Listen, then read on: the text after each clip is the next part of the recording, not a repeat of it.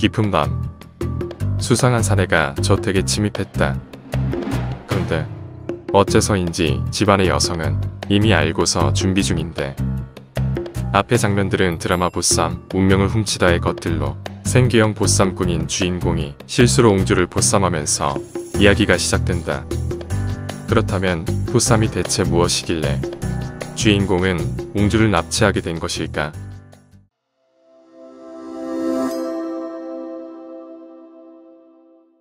보쌈은 사람을 강제로 보에 싸서 약탈하는 결혼 습속으로 범죄이다.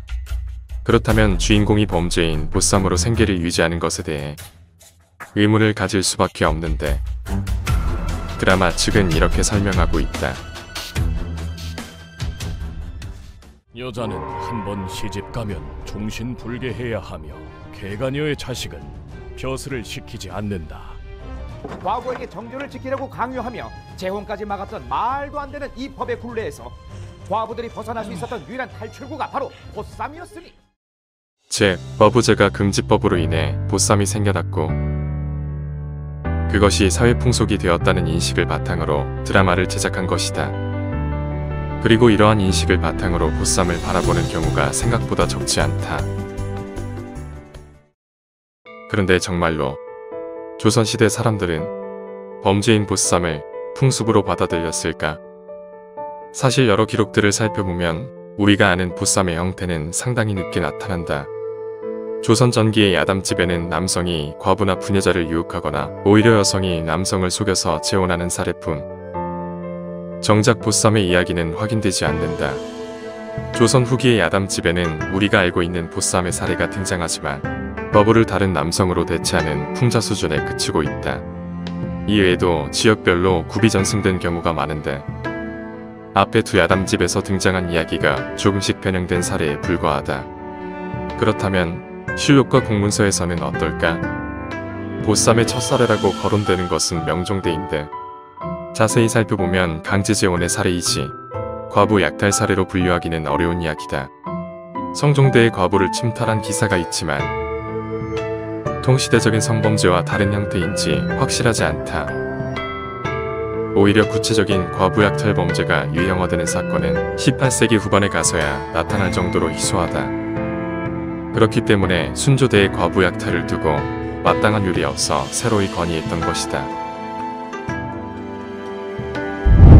특히 보쌈을 행하는 범죄자들을 명화접처럼 여겼음을 알 수 있는데, 그래서 수교정례, 속대전, 대전해통과 같은 법률에서 영화정례를 적용하여 엄하게 처벌했다. 또한 보쌈의 이유로 많이 언급되는 제가금지법의 경우 실제로는 자식의 관직에 제한이 있을 뿐 재혼 자체가 불가능한 것은 아니었다.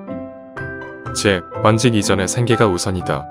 평민들은 비교적 쉽게 재혼이 성립되었다. 사족층의 경우 생계 걱정을 할 필요는 거의 없기도 했고, 제가녀의 자식이 사족으로 살지 못하거나 관직 생활이 아예 불가능한 것도 아니었기에 굳이 범죄인 보쌈에 의지할 필요가 없었다. 그렇기 때문에 여성, 그리고 그 가족들의 보쌈에 대한 저항은 엄청났다. 조선 왕조 및 대한제국의 법부에 전국 각지의 관아와 지방재판소에서 본회의 공문서를 채책한 자료인 사법훈보를 살펴보면 보쌈에 대한 저항감을 볼 수 있다. 풍문에 저항하며 억지로 혼인하지 않고 저항하는 여성의 모습, 물리력에 저항하는 여성의 모습, 개인의 완력으로 유부녀를 건드리면 남편이나 가족이 복수를 하는 경우 등이 있다. 이러한 강력한 저항들은 보쌈이 풍습이었다는 시각의 의문을 제기하게 한다. 그렇다면 보쌈이 풍습이라는 인식은 언제 왜 생겨난 것일까? 때는 20세기 초 일본 제국의 사회관습 조서 당시 보쌈이 약탈혼으로 보고되며 조선의 풍습으로 이해된 것으로 보인다. 민속학에서는 손진태의 경험담이 채록되며 20세기에 실제했던 상황으로 소개, 더 나아가 약탈혼의 유습으로 설명하고자 하였다.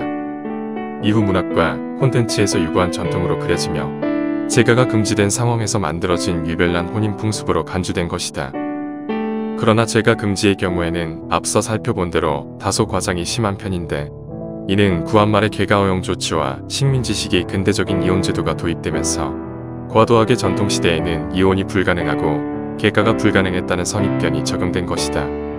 그리고 구한말에 나타난 과부 약 8사건의 원인을 규명하고자 하는 과정에서 억압된 여성의 성역화를 전제하며 개가 금지가 매우 강력한 법처럼 인식된 것이다.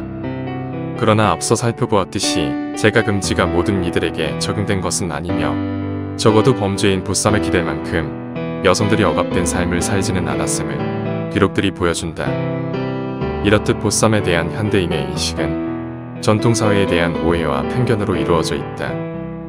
앞으로는 이러한 오해와 편견을 걷어내고 보다 정확한 사실을 사람들이 인식하게 하는 것이 필요하다고 생각한다.